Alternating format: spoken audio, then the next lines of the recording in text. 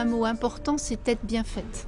Les évolutions des connaissances médicales sont tellement rapides qu'il est complètement utopique d'imaginer pouvoir tout apprendre très vite, très bien. Et moi, je suis absolument pour une pédagogie multicouche avec des outils différents qui permettent d'avoir un socle commun de connaissances assez restreint, mais qui apprennent aux étudiants à apprendre. Et apprendre à apprendre, pour moi, c'est apprendre avec un tutorat très bien fait, et c'est-à-dire essentiellement, pour l'instant en milieu hospitalier, avec un tutorat là aussi multicouche, puisque eh bien, nos étudiants hospitaliers sont encadrés par les externes, qui sont encadrés par les internes, encadrés par des seniors, et cet enseignement, non pas forcément toujours au lit du malade, mais dans un milieu hospitalier, à temps plein si possible pour avoir les interactions avec les familles l'après-midi, avec les soignants d'origine variée qui s'occupent des patients, que ce soit les diététiciens, les masseurs, tout un tas de professions infirmières, paramédicales autour du patient, c'est tout à fait important. La formation médicale, c'est une formation qui doit être en permanence remise à jour.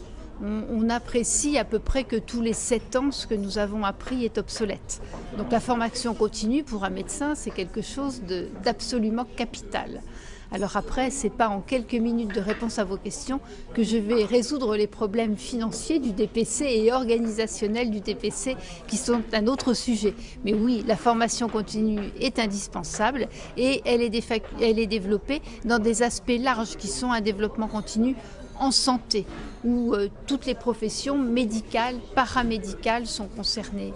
Également la pharmacie, nous essayons d'avoir un département de formation continue extrêmement vivant et interactif.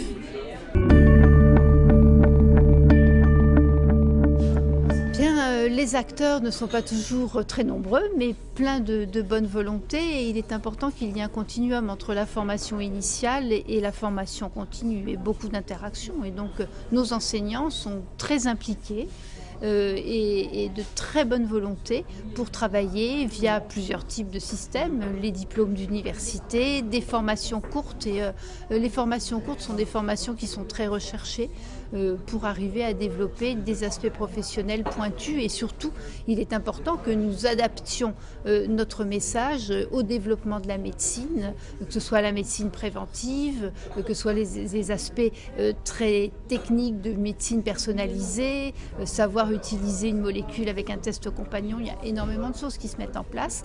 Également apprendre aux médecins ce qu'est un patient qui est connecté, qui est entouré d'un matériel sophistiqué, d'outils d'éducation thérapeutique.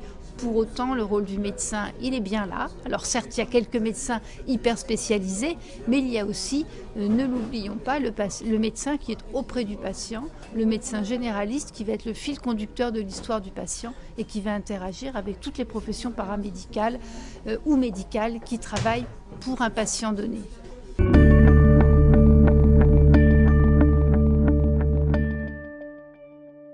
Ces propositions sont à travailler, mais je ne suis pas très pessimiste sur notamment notre première année d'études de santé, qui effectivement aboutit à une sélection d'étudiants. C'est bel et bien une année qui est professionnalisante déjà. Alors professionnalisante, c'est un bien grand mot, mais au moins c'est un tronc commun de disciplines très réfléchis et qui sont en parfaite adéquation avec une base qui servira à de futurs médecins. Donc ça n'est pas une année de sélection perdue, ça n'est pas trier des étudiants sur du QCM pour après commencer des études de médecine. Donc on peut construire des années tout au début de PACES qui et on s'en est donné les moyens, prépare un étudiant à une vraie formation médicale. Alors, il y a des réorientations à prévoir, il y a peut-être d'autres modes de sélection qui sont à mettre en œuvre. Il y a notamment, on aurait très envie de pouvoir discuter avec les étudiants en amont, essayer de comprendre leur motivation, de voir s'ils ont des aptitudes à s'entretenir avec un patient et à s'occuper d'un patient. Ces modes de sélection ne peuvent être qu'à l'étude compte tenu de la réglementation de l'université à l'heure actuelle.